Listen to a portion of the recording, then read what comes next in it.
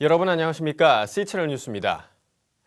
새벽기도 활성화를 위한 목회자 국제 컨퍼런스가 명성교회에서 열렸습니다. 국내는 물론 세계 각지에서 모인 지도자들은 새벽기도의 영성을 체험하며 교회 부흥을 위해 힘을 모으기로 했습니다. 정의민 기자의 보도입니다. 새벽기도 목회자 국제 컨퍼런스에는 전 세계에서 5천여 명이 모였습니다. 이들은 명성교회의 새벽기도를 직접 체험하며 새벽기도의 영성을 배웠습니다. 참석자들은 각자 다양한 이유에서 참여했습니다. 한 목회자는 교회의 부흥이 되지 않아 새벽기도의 영성을 배우기 위해 참석했으며 어떤 참가자는 한국교회의 새벽기도 문화를 확산시켜야 한다는 생각에서 참석했습니다. 올해로 5회째를 맞은 이번 국제 컨퍼런스는 특히 필리핀, 터키, 말레이시아 등 해외 교회 지도자들도 대거 참여했습니다. 참석자들은 하나같이 세계적인 브랜드가 된 명성교회의 새벽기도를 통해 교회의 부흥을 모색하는 한편 각자에게 맡겨진 사명을 감당할 힘을 얻고자 했습니다. 매해 이렇게 참석하면서 많은 도전을 받고요. 또 귀한 강사님들 통해서 큰 도전을 받고 또 새 힘을 얻어서 또 이제 하반기 사역 또 내년 목회 새로운 또 비전을 얻고 돌아가는 것 같습니다. 목회자가 한 번 더 뛰고 한 번 더 기도하고 또 한 번 더 말씀을 볼 때 교회는 달라진다. 그 원리가 아는 원리였지만 또 다시 좀 새롭게 다가오고 그걸 실천하고 또 하나님이 역사하시는 또 도구로서의 삶을 살아가고 싶은 생각을 가지고. 명성교회 김삼원 목사는 첫 번째와 마지막 강의의 발제자로 나섰습니다. 김 목사는 목회자의 설교는 오직 복음만을 전해야 한다며 예수 그리스도의 십자가 은혜를 전하기 위해 힘써야 한다고 전했습니다. 또 기도가 무너지면 교회는 희망이 없다며 새벽 기도로 교회를 세워갈 것을 제안했습니다. 하늘 새로운 것을 하려고 그러니까 늘 우리가 궁핍해지고 힘드는 거예요. 그 새로운 것이 있어야 말이죠. 복음보다 더 귀한 거 예수님의 십자가 평생 증거해도 다 못하고 예수님의 기도, 십자가, 부활, 승천에만 맞추면 다 되는 거예요. 이 밖에도 6명의 신학자들이 강의를 통해 교회를 둘러싼 이슈에 대해 목회자의 올바른 사명을 일깨우는 시간을 가졌습니다. 호남신학대학교 황승룡 명예총장은 한국교회를 위협하고 있는 이단 문제의 대책에 대해 전하고 이단과의 접촉을 최대한 피할 것을 그리고 영적 겸손함을 가질 것을 주문했습니다. 또한 총회신학대학교 전 총장 김의원 박사는 교회가 복음의 본질을 회복할 것을 주문하는 등 총 8개의 주제 강의가 이틀에 걸쳐 진행됐습니다. 이번 컨퍼런스를 통해 목회자들은 교회의 사명과 본질을 회복할 것을 결단했습니다. 또한 새벽 기도를 통해 하나님이 기뻐하시는 교회를 세우기로 다짐했습니다. C채널 뉴스 정의민입니다. 제39회 기독교 학술원 원래 기도회와 발표회가 서울 반도중앙교회에서 열렸습니다.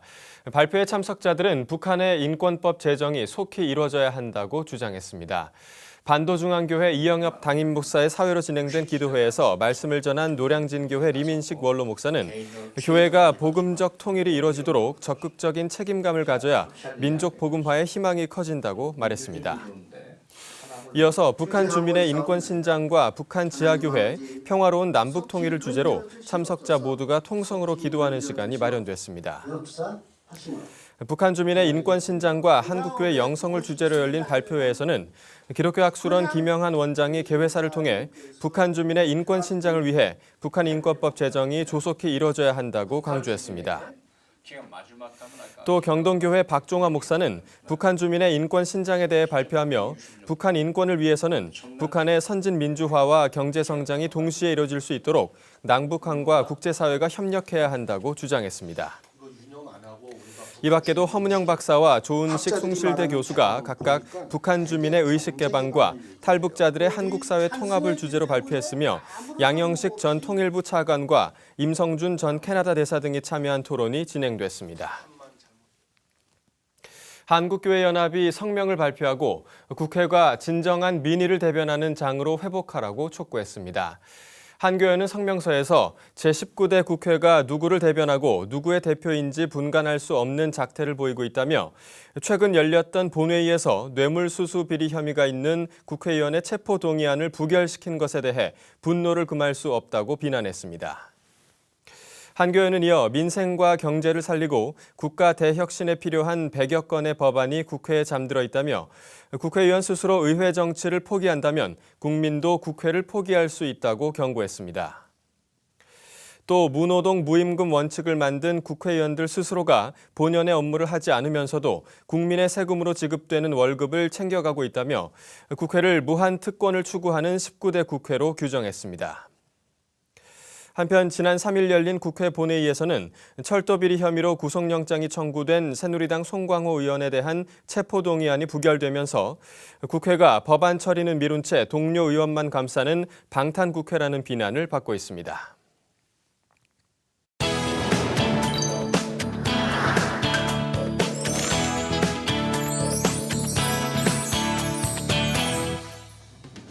명절이 돌아오면 이런 고민들 많이 하시죠? 이번 명절에는 아이들과 어떤 시간을 보내야 할까? 곧 있으면 추석 연휴인데요.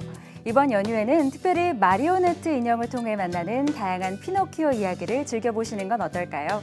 추석 연휴를 맞아 문화산책에서 추천해드리는 가족 전시입니다. 하슬라의 피노키오 이야기 지금 만나보시죠. 어릴 적 한 번쯤 들어보셨을 피노키오 이야기 기억하시나요? 나무 인형이었던 피노키오가 다양한 모험을 통해 타인과 더불어 살아가는 배려의 마음을 배우며 점차 인간으로서의 자질을 갖춰가는 이야기인데요. 세월이 흐른 지금도 여전히 사랑을 받고 있죠. 세대를 뛰어넘어 가족 모두가 공감하고 반가워할 수 있는 피노키오 이야기가 목각 인형을 통해 찾아왔습니다. 하슬라의 피노키오 이야기전입니다. 하슬라의 피노키오 이야기전은 전 세계 각국에서 수집된 수십여 점의 피노키오 작품을 만날 수 있는 전시인데요. 1881년 처음 연재가 시작돼 36편의 이야기를 남긴 피노키오는 그 이후로도 다양하게 해석되며 세월이 무색하게 여전히 사랑을 받고 있습니다. 하슬라의 피노키오 이야기 전시회는 그 현대 작가들이 피노키오에 대해서 어떻게 해석을 했는가를 볼 수 있는 전시회라고 볼 수 있습니다. 그다음에 이제 해외에서 수집된 다양한 피노키오 작품들도 있기 때문에 오시면은 좀 즐겁고 창의력 넘치는 작품을 만나실 수 있을 거라고 생각합니다. 특히 하슬라라는 이름은 고구려 때부터 부르던 강릉의 옛 이름이라고 하는데요. 강릉에 위치한 복합 문화예술공간 하슬라 아트월드에 전시된 작품들이 이번에 서울 나들이에 나선 것이라고 합니다. 하슬라 아트월드의 대표인 한 부부가 이탈리아를 비롯한 각국을 여행하며 수집한 소장 작품들을 직접 만나볼 수 있는 기회인 것이죠. 이번 전시회는 강릉에 있는 하슬라 아트 월드에서 작품이 오게 되었는데요. 정동진까지 손수 이렇게 가시기 어려웠다 하시는 분들은 이번 기회에 서울에서 이 작품들을 만나실 수 있어서 좀 더 뜻깊지 않을까라는 생각이 듭니다. 특히 이번 전시에서는 그 강릉에 있는 최우경, 박신정 부부께서 해외를 순회하면서 만나게 된 피노키오 인형이라든지 마리오네트 작품들도 다 수집을 하셔서 이번에 좀 보여드릴 수 있었고요. 그 다음에 하슬라 아트 월드에 있는 소속된 작가들이 피노키오에 대해서 어떻게 해석을 했는지 순수 창작 작품들도 함께 보실 수 있기 때문에 더욱 알찬 전시가 될 것이라 생각합니다. 또 놀라운 사실 중 하나는 이번에 전시된 마리오네트가 성경적 어원을 가지고 있다는 점입니다. 작은 성모 마리아라는 뜻을 가진 마리오네트라는 이름은 이탈리아의 베니스 사람들이 성모 마리아상을 인형극의 소재로 사용한 데서 유래했다고 합니다.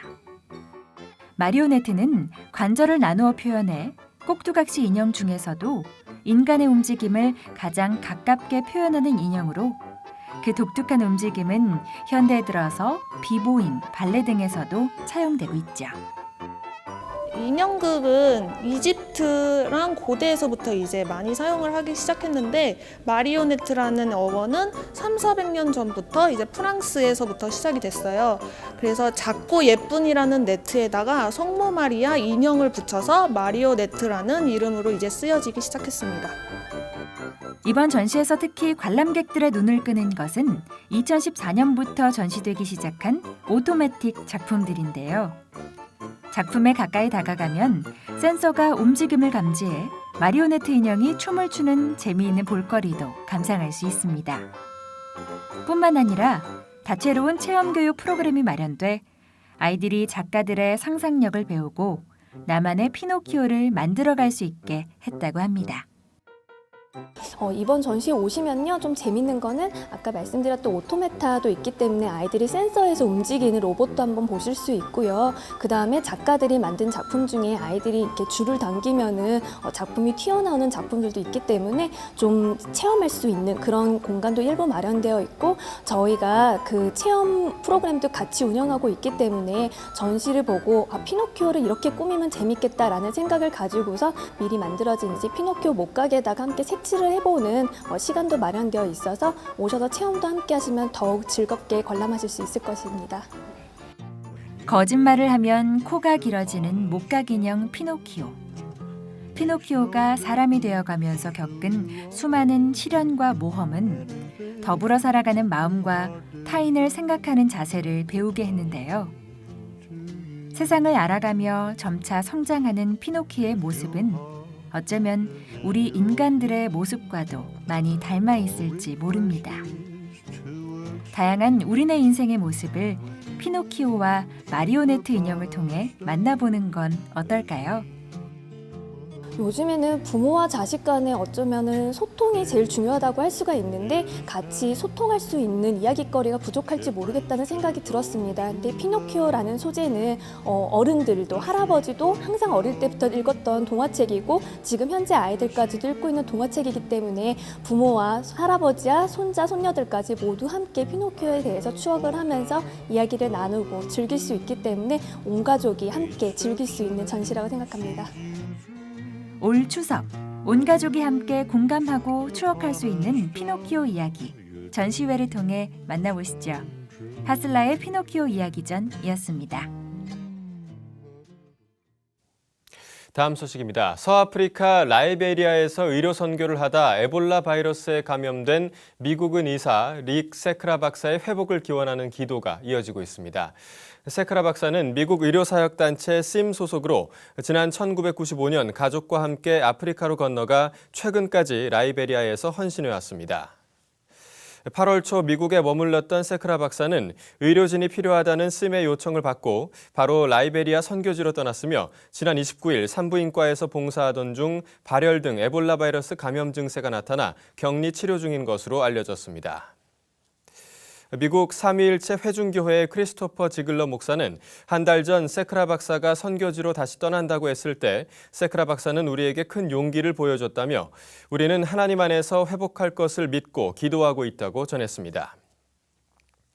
세크라 박사의 아내 데비 씨는 가족과 친구들이 남편의 회복을 위해 전심으로 기도하고 있다고 전했습니다. 데비 씨는 또 라이베리아 사람들이 에볼라 바이러스와 같은 전염병에 시달리면서도 기본적인 의료 서비스조차 받지 못하고 있다며 국제사회의 관심과 지원을 촉구했습니다. 사단법인 충북연회 희망봉사단이 단양군 영춘면 유암리 김모 씨에게 사랑의 집 21호를 전달했습니다. 충북연회 희망봉사단은 지난 2007년부터 어려운 이웃들에게 새 보금자리를 마련해주는 사랑의 집 짓기 민간 연계 사업을 진행해왔습니다.